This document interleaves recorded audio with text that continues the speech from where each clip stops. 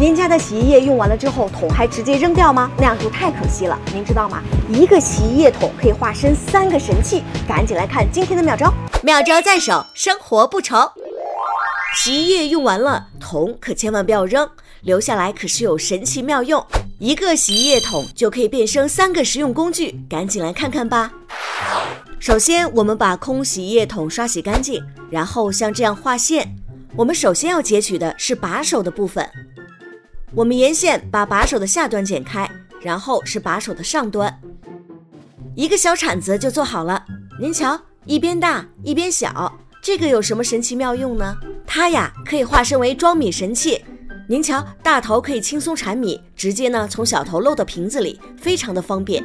它还是一把非常好用的铲土铲子，家里养花的朋友可以用它铲土松土，非常的小巧实用。巧便收纳器，我们可以沿着瓶身上这根斜线把它完全剪开，这样就得到了一个三角形的底部。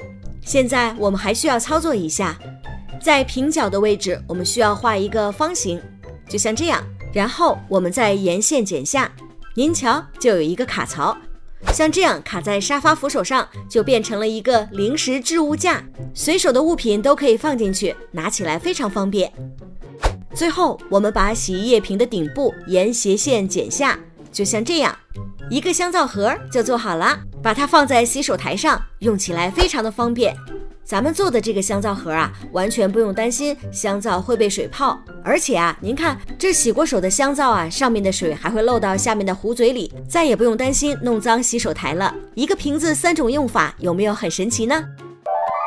如果觉得这个妙招好用，赶快转给您的朋友和家人吧，别忘了订阅、点赞、按一下小铃铛哦。